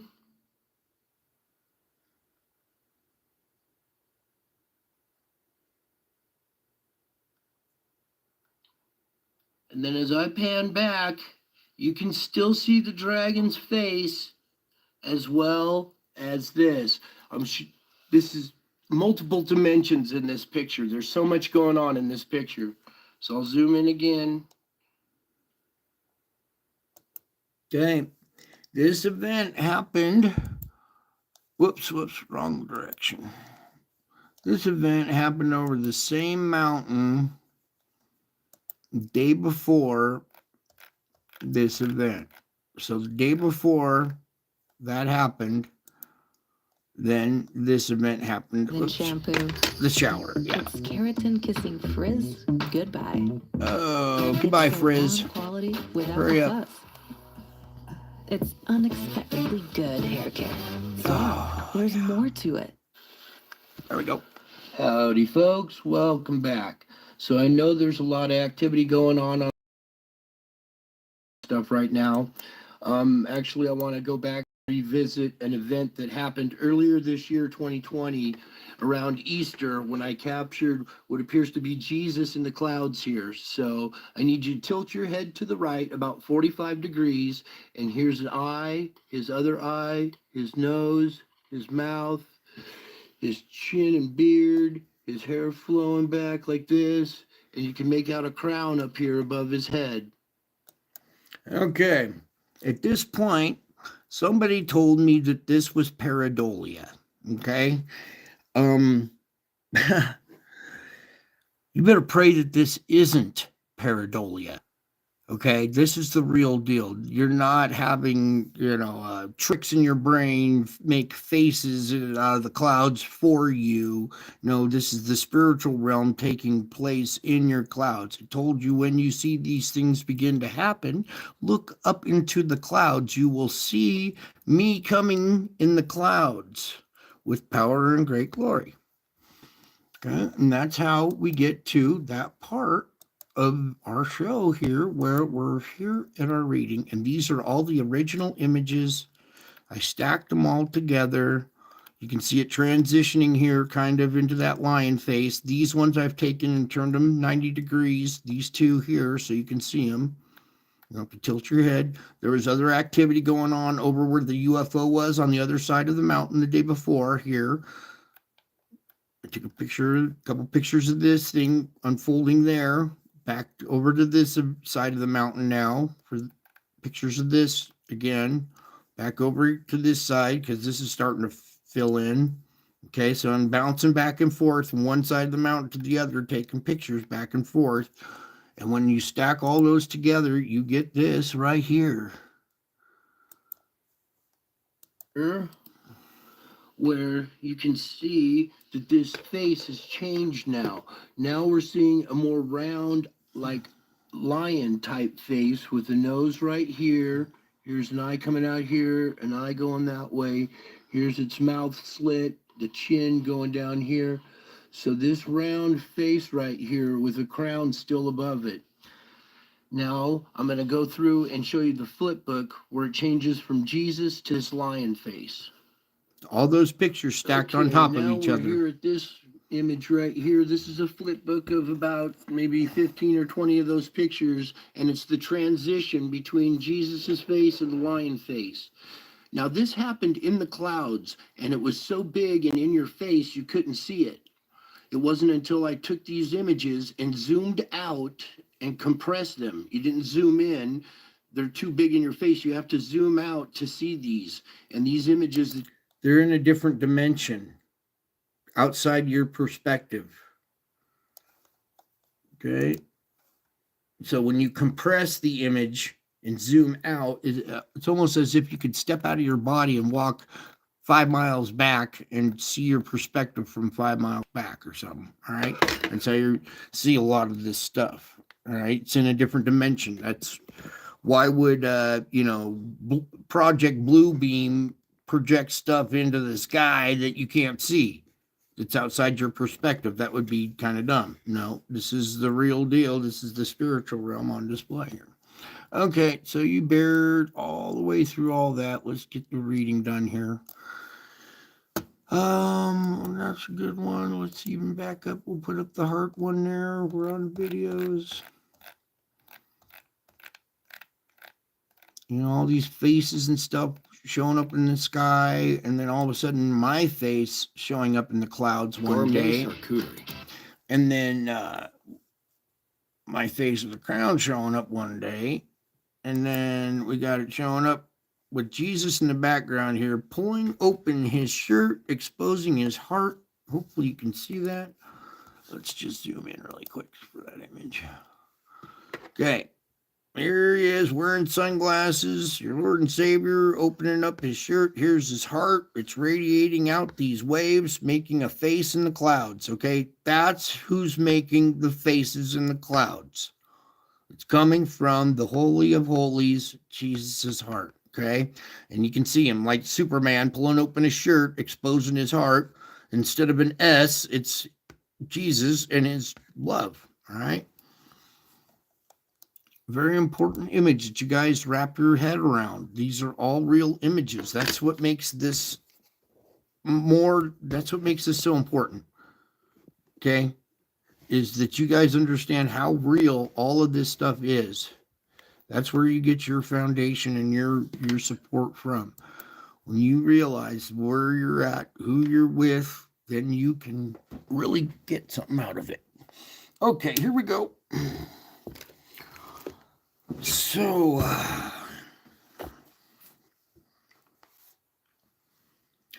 we're still, we got a lot of things going on around the world, right? And there's things happening with perplexity, and we got, wars and rumors of wars, and that can cause you to worry and stress, okay?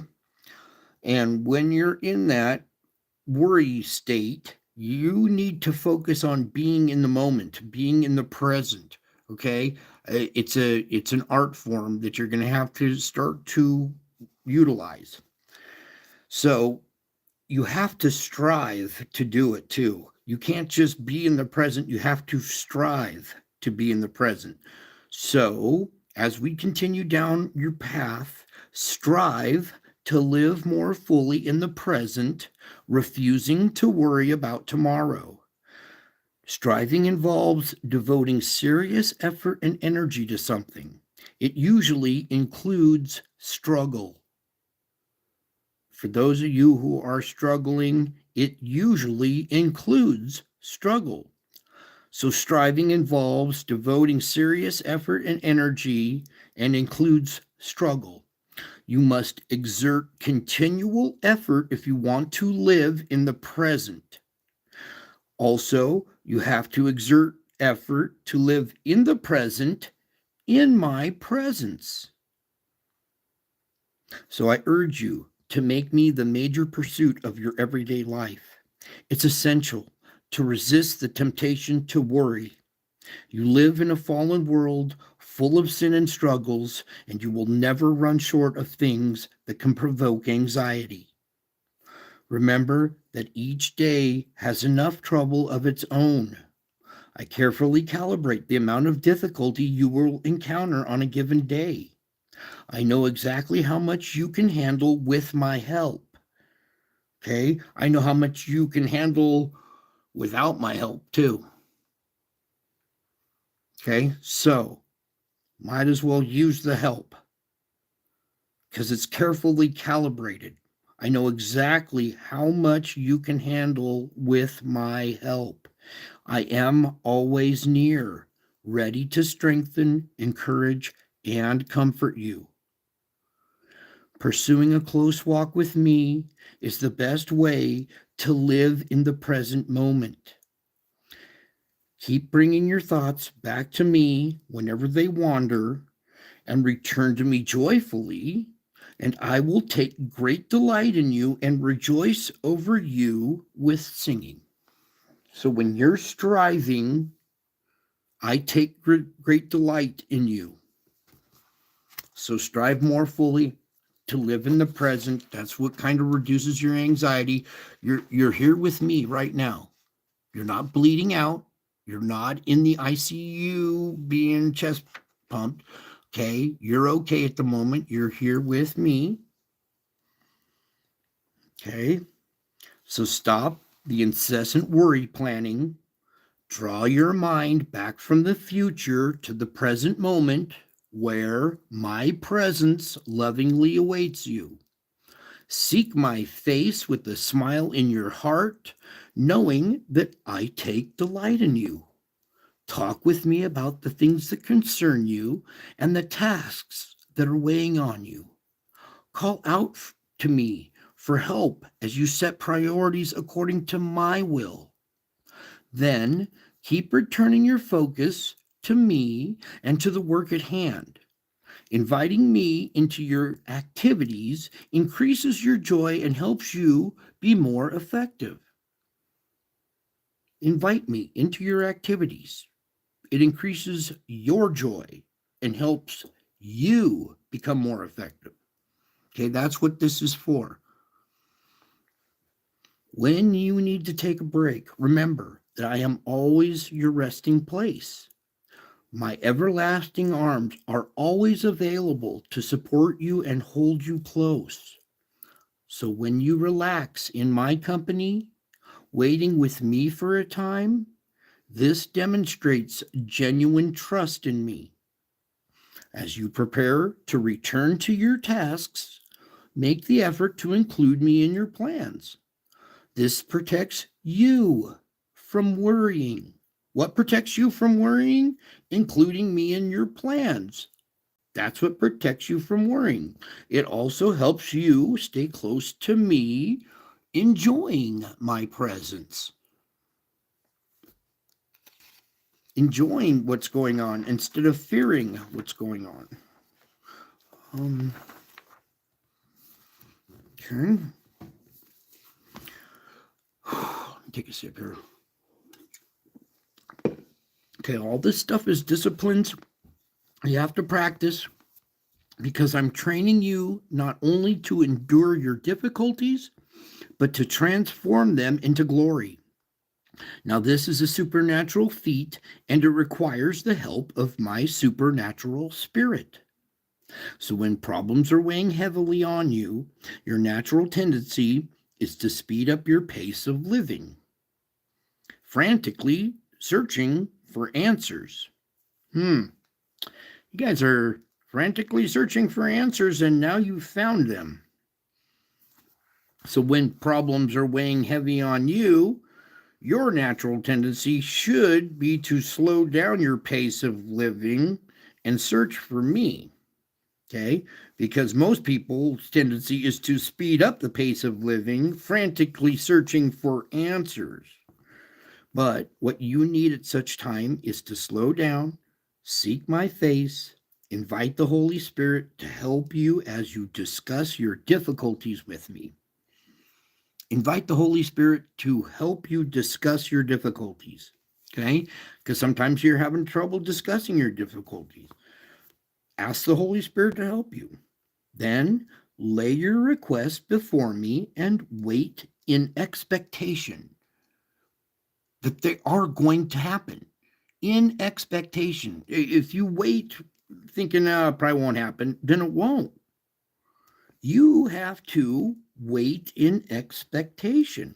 And even though you wait expectantly, I may not answer your prayers quickly, but I am always doing something important in your life, far beyond simply solving your problems.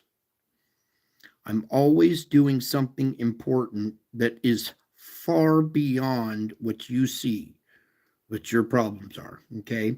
Your struggles are part of a much larger battle, and the way you handle them can contribute to the outcomes with eternal significance. Understand, the way you handle your problems the outcomes have eternal significance. So when you respond to your troubles by trusting me and praying with thanksgiving, you glorify me. And your practice of praying persistently will eventually make a vast difference in you.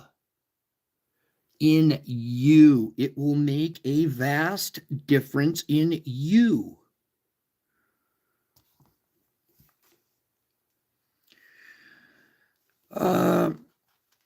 What else was the other one?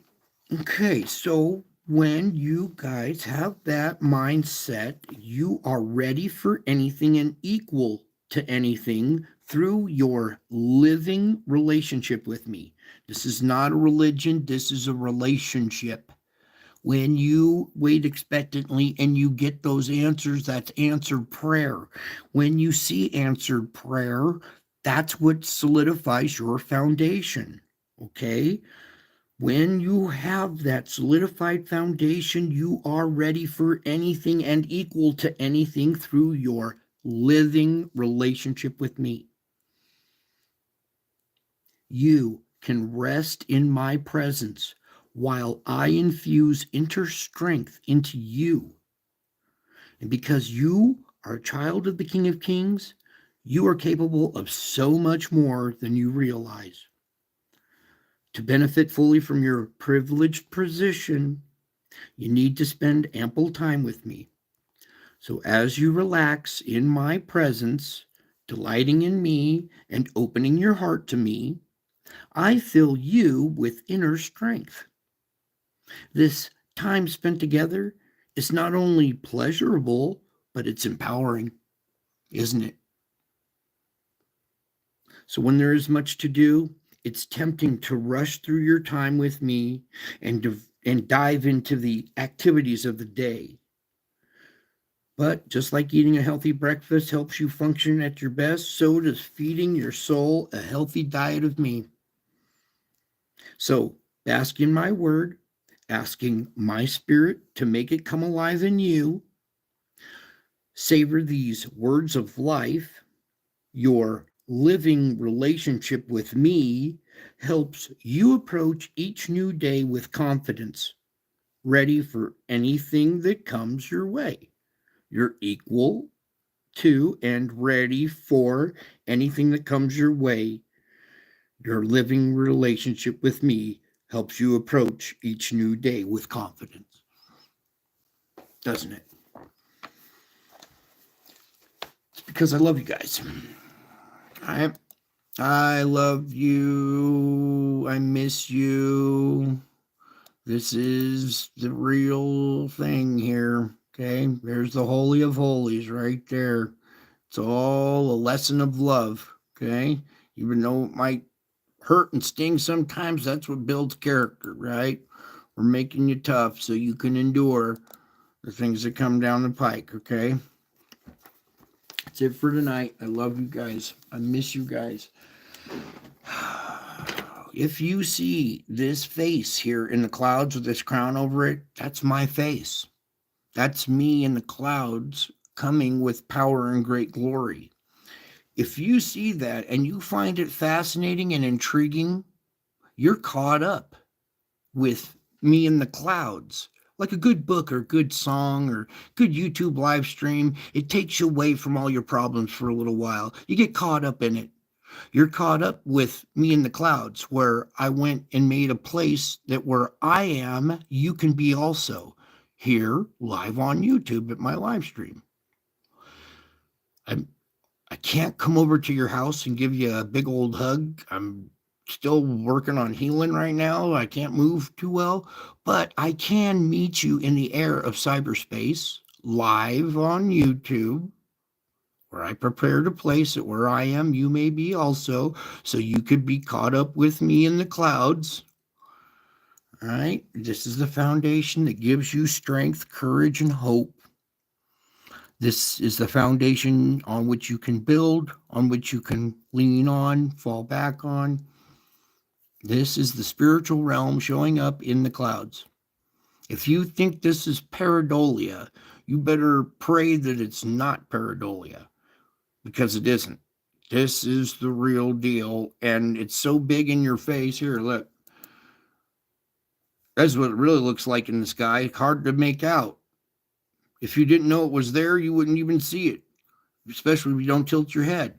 But when we take this image and shrink it down, it becomes a lot clearer, doesn't it?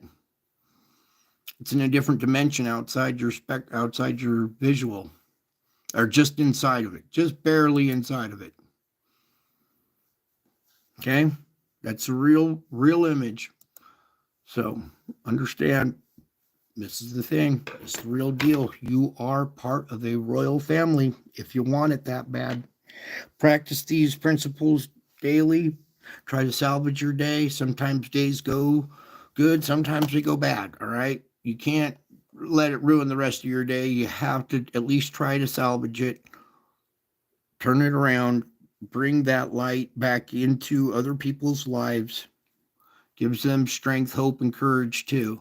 So the same strength, hope, and courage that I bring to you, I want you to bring to others too, okay?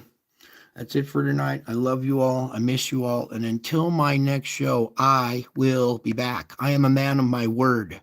I am already back. I am already back. Can't you tell?